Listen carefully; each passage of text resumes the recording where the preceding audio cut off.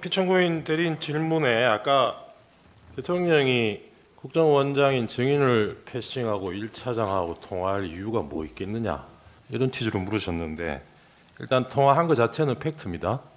대통령이 먼저 전화를 했고 처음에 홍 차장이 못 받아서 20분 뒤에 콜백을 했고 대기하라고 해서 그로부터 계엄 선포되고 나서 다시 대통령한테 전화를 받습니다.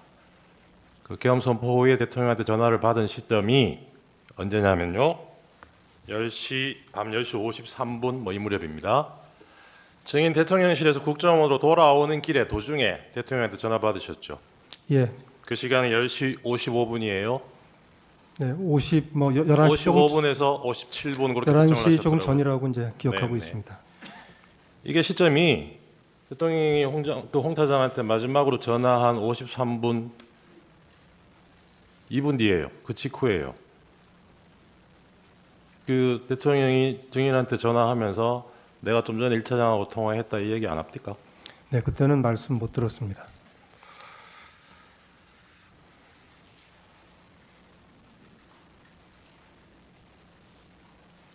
증인 포고령 내용은 언제 확인하셨습니까? 그 언론 보도를 보고 봤습니다. 그러면 시간이 언제쯤일까요, 이게? 정무직 회의할 때는 포고령 내용 인지하고 계셨습니까? 인지하지 못했습니다. 아까 그 홍 차장한테 정무직 회의 마치고 따로 들어와서 얘기할 때 방첩사 도우라는 지시 받았다. 그까지는 얘기 들었고, 그 뒤에 뭐 다른 맥락으로 증인이 이야기로는 그냥 시중에 떠도는 얘기 하듯이 이재명은 한동훈 잡으러 다닐 것 같다 이런 얘기 들으셨다는 거잖아요. 그렇습니다. 그걸 대통령 지시라고 연결을 못 시켰던 이유가 혹시 대통령이 이런 지시를 했을 리가 없다고 생각한 것도 한 이유 중에 하나인가요? 그러니까 다시 말씀드리지만 그냥 홍장원 차장이 본인이 지금 하는 대로 그대로 저한테 얘기를 했으면 누구라도 오해를 할 수가 없었을 겁니다. 그렇게 얘기 안 했다는 말씀을 드리고 정치인을 체포하러 다닌다라고 생각 못했습니다. 왜 생각을 못 하셨을까요? 어떻게 그런 일이 이렇게 쉽게 있겠습니까? 이날 계엄이 있다는 건 처음 들었을 때 바로 믿기던가요? 계엄도 깜짝 놀랐습니다. 그러니까요. 증인 그 홍장원 사직서 받는 거 관련해서 12월 5일 날 그 경찰 조사에는 2시경에 대통령한테 전화해서 건의를 했다 그러셨어요. 네. 오늘은 아까 점심 무렵이라 그러셨는데. 조금씩 틀릴 수 있습니다. 네. 예. 근데 그 부분이 그렇게 뭐 점심 때 2시 그거는 틀릴 수 있는데, 피청구인은 지난 2월 4일 심판정에서 그 전날 12월 4일 저녁에 증인으로부터 전화를 받았다고 얘기하셨어요. 이 시점은 차이가 많이 나는데 누구 말이 맞는 겁니까? 그거는 제 말이 저는 맞다고 생각합니다. 왜냐하면 저는 제가 하는 일이 대통령보다 훨씬 적으니까. 예. 그리고 굉장히 중요한 일이라서 제가 잘 기억을 하고 있습니다. 그러겠죠. 네, 저도 그렇게 생각하는데 피청구인이 그 내용을 굉장히 구체적으로 또 얘기를 하셨어요. 저녁에 집에 있는데 조금 늦은 시간에 국정원장이 전화를 해서 1차장한테 전화 받으신 거 있느냐 뭐 물어보고, 그래서 본인이 다시 전화 내역 확인해보고 뭐 들어온 게 있더라 이렇게 하셔가지고 뭐 한참 얘기가 이어져요. 구체적으로 얘기하셔서 확인차 말씀드렸습니다. 제가 12월 4일 날 대통령님하고 통화한 적은 있을 거로 생각이 되고, 네, 알겠습니다. 홍장원 차장 교체 건의는 그때 하지 않았고 12월 5일 날 한 게 맞습니다. 네, 40이랑 물어보겠습니다. 그리고 사표를 받은 게 12월 5일 오후에 받게 됩니다. 대통령께 말씀을 드리고 사표를 받습니다. 예, 40이랑 62호증 제시하겠습니다. 이재명 대표가 계엄 다음 날이죠. 12월 4일 한시경 비상시국 대회 뭐 이런 게 뭐 있었나 본데, 여기서 이 자리에서 대통령이 비상계엄 해제한 뒤에 북한을 자극하고 휴전 교란시켜서 결국 무력 충돌로 이끌어갈 위험이 상당히 높다. 이런 취지의 발언을 한 게 언론에 보도가 됐습니다. 이 보도 그 당시에 알고 계셨습니까? 잘 기억나지 않습니다. 홍장원 차장이 이재명 대표한테 전화 한번 해보라고 건의한 맥락이 이런 맥락 아니었어요? 야당 대표가 이런 얘기를 하니까 국정원 입장에서는 그런 걱정 안 하셔도 된다, 이런 전화 한번 하시라, 이런 맥락 아니었어요? 그렇게 설명하지 않아서 모르겠습니다. 아까 7년 전에 뭐 박근혜 탄핵 때 기사를 들고 왔다 그랬습니까? 예, 그 16년 내지는 2017년의 기사였습니다. 예, 그게 뭐 내용이 탄핵 내용이 이제 정국에서 여야 소통이 탄핵 필요하다 이런 국면에서 이제 취지였고요. 안보가 중요하고, 안보가 중요하고. 예, 뭐 그런 취지의 기사였던 걸로 기억합니다. 증인은 경찰에서 조사받으면서 통화 내역 뭐 핸드폰 다 제공하셨죠? 비아폰 말고. 개인 휴대폰 뭐 그렇진 않습니다. 제공 안 하셨던가요? 네. 제공은 안 하시고 그리고 필요한 설명은 했지만 예, 제가 설명도 전화를 하고 제출하지 않았습니다. 경찰에서 통화 내역 조회를 따로 해봤나 봐요. 그 네. 조회 결과는 혹시 보셨습니까? 아니요, 못 봤습니다. 조사 받을 때 제시 안 하던가요? 그렇지 않았습니다. 그 보면 계엄 전후로 증인이 국회의원하고 여러 통의 전화를 하신 게 나옵니다. 기억나시죠? 뭐 성일종 의원, 신성범 의원. 신성범 의원은 아마 12월 6일 전에 제가 했던가요? 네, 뭐 정확히 기억이 잘 안 통화하신 납니다. 내역은 있습니다. 아, 그렇습니까? 4일에도 통화를 하시고. 4일 날요. 네. 네, 뭐 기록이 맞을 겁니다. 예.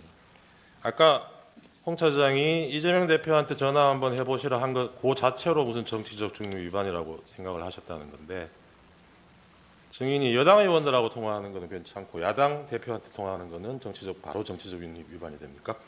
국정원장이 그 당시 상황에서 야당 대표하고 평소에 연락하던 사람도 아닌데 전화를 한다는 것은 누가 보더라도 지극히 정치적인 행위가 될 것입니다.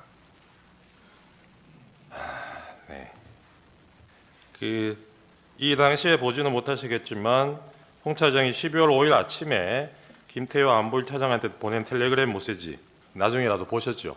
네, 언론에서 봤습니다. 네, 지금 화면으로도 한번 보시면 홍 차장이 이런 메시지 왜 보냈다고 생각하십니까?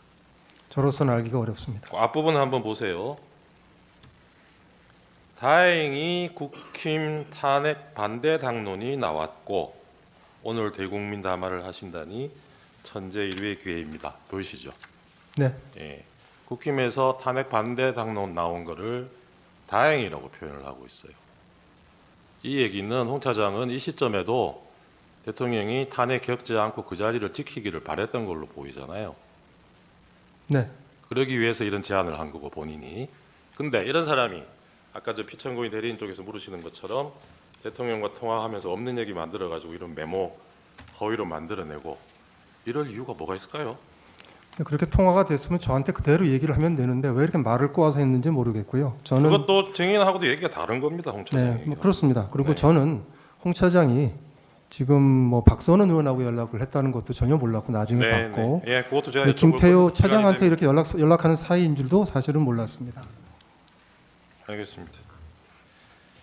12월 4일 날 신성범 의원하고 통화하신 거는 기억이 안 납니까, 내용이? 통화 뭐, 내역은 나와요. 우리 정보위원장이니까 아마 네. 이제 이렇게 비상계엄이 어떻게 되고 지금 상황이 어떠냐 물어보셨을 네. 것 같습니다. 네. 그러면 그 전화 통화한 거하고 그 정보위의 간사인 박선원 의원이 국정원 차장하고 통화하는 거는 문제가 되고 그런 겁니까? 어떻게 된 건지 확인해 볼 수 있잖아요. 정보위원회 간사가 그날 밤에 누구랑 통화를 한다면 제 상식에는 기조실장하고 통화하는 게 맞습니다. 기조실장이 국회 담당이고 가장 자주 서로 만납니다. 네. 1차장한테 전화하는 거는 그 증인도 할 말씀하셨듯이 수는 있지만 조금 의아스러운 일입니다. 네, 뭐 그렇게 생각하신다니까 알겠습니다. 네, 뭐 제 생각입니다.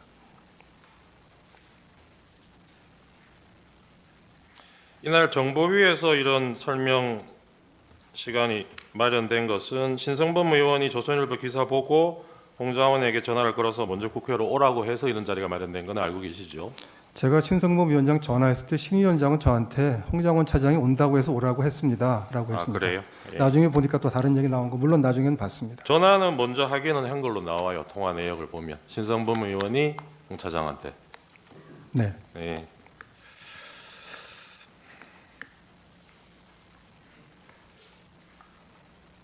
계엄 전날 국방위원장 성일종 의원하고 전화 통화하신 거는 내용이 뭐였습니까?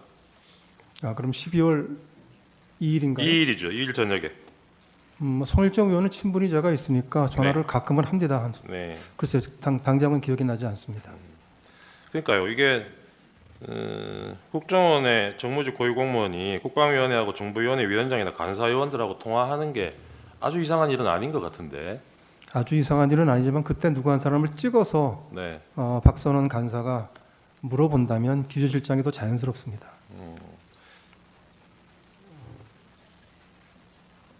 성일종 의원하고는 계엄 당일에도 정인이 통화하신 걸로 나오네요. 그거는 기억나세요? 사실은 잘 안 납니다. 안 나시죠? 그 뭐 그렇게 연락 주고받은 문자하고 이런 게 수상하다면 정인 통화 내역을 보면 계엄 전날인 12월 2일 날 대통령 영부인으로부터 문자를 2통 받아요. 그런 내역이 있습니다. 그리고 그날은 답장을 못하고 그 다음날 증인이 답장을 보냈어요. 그건 무슨 내용인지 기억나십니까? 글쎄요, 금방 기억이 잘 안 납니다. 그런 내용을 이 민감한 시기에 주고받았다는 걸로 누가 의심을 하면 어떻게 답변하시겠어요? 결국 뭐가 남아 있으면 그걸 보시면 판단이 되지 않을까 싶습니다. 예. 근데 지금 증인은 남아 있는 것도 없는데 의심을 하셨잖아요. 무슨 말씀이신지 잘 아까 질문을 이해하지 못했습니다. 그 야당 의원하고 1차장하고 이 무렵에 연락 주고받은 게 이상하다고 의심을 그러니까 하셨잖아요. 12월 3일 밤 12시가 넘어서 개헌과 관련해서 예. 야당 그 정보위 간사가 연락을 한다면 제가 아니면 기조실장에도 자연스러울 거라고 말씀드렸습니다. 그러니까요. 그렇게 접근을 하자면 계엄 전날, 당일날 영부인하고 문자 주고받은 거는 더 이상하지 않나요? 국정원장이 영부인하고 왜 문자 주고받습니까? 자주 있는 일은 아니었습니다. 예.